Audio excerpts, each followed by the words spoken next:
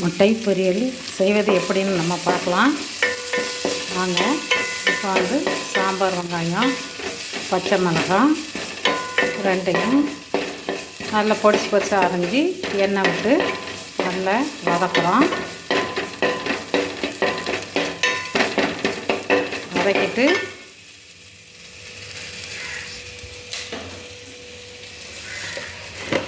அதுக்கப்புறம் வந்து என்ன சேர்க்குறோம் அப்படின்னா சின்ன ஜீரகம் பாருங்கள். இந்த சின்ன ஜீரகத்தை அப்படியே தூவி ஒன்றா போட்டு வதக்குறோம்.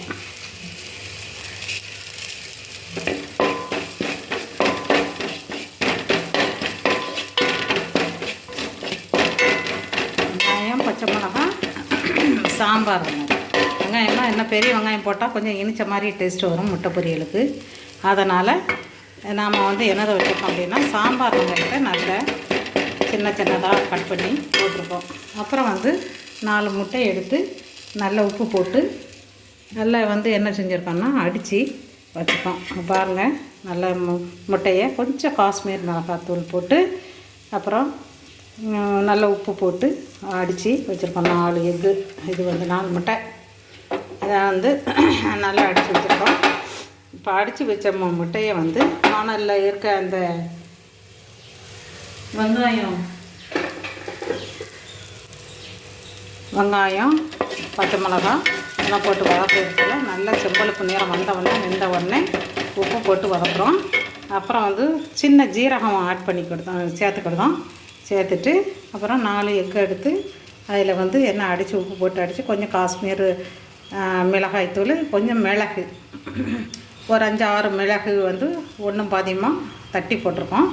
மிளகுத்தூள் போட்டு ரெண்டையும் வந்து என்ன செய்கிறோன்னா மிக்ஸ் பண்ணுறோம். இப்போ வந்து மிக்ஸ் பண்ணியாச்சு.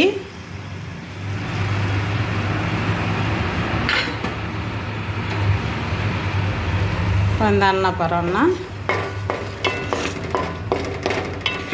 ஏற்கனவே எண்ணெய் ஊற்றிருக்கோம், நல்லெண்ணெய். நல்லா கிளறி விட்டாச்சுன்னா முட்டை பொரியல் ரெடி.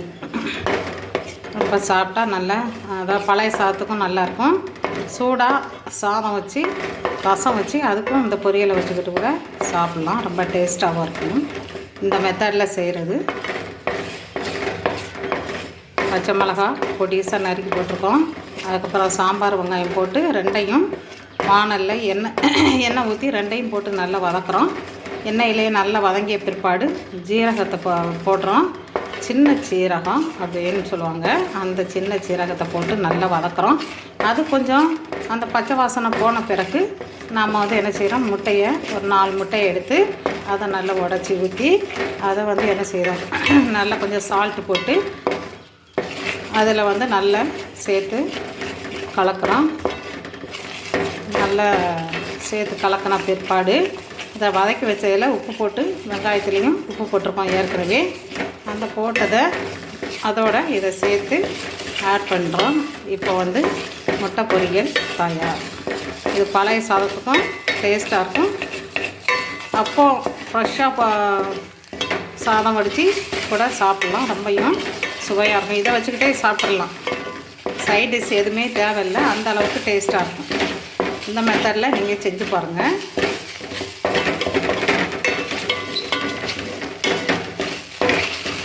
இது பாருங்கள், முட்டை பொரியல் தயார்.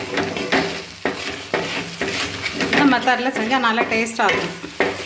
சின்ன சீரகம் பச்சை மிளகாய் இதெல்லாம் போட்ட உடனே கொஞ்சம் காரத்துக்காக வேண்டி 1 மிளகாய் தான் எடுத்துருக்கேன். ரொம்ப காரமாக இருக்கக்கூடாதுன்னா, ஏன்னா மிளகுத்தூள் சேர்க்குறோம்.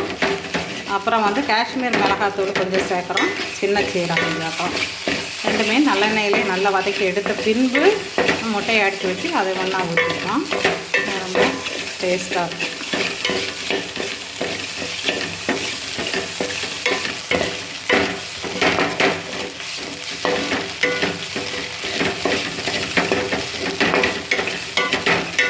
எந்த சாதத்துக்குனாலும் சாப்பிடலாம். நீங்கள் பண்ணி பாருங்கள், ரொம்பவும் டேஸ்ட்டாக இருக்கும். இந்த மெத்தடில் பண்ணுங்கள்.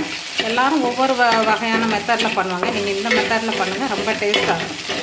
சின்ன ஜீரகம் போட்டாலே அதுக்கு ஒரு டேஸ்ட் கிடைக்கும், பச்சை மிளகாய். சாம்பார் வெங்காயத்தில் பண்ணுங்கள். இப்போ பெரிய வெங்காயத்தில் பண்ணிங்கன்னா டேஸ்ட்டு வந்து அவ்வளோவா இருக்காது, அது இனிப்பாக இருந்த மாதிரி இருக்கும்.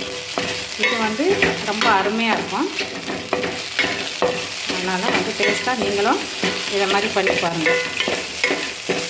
இப்போ முட்டை பொரியல் தயார்.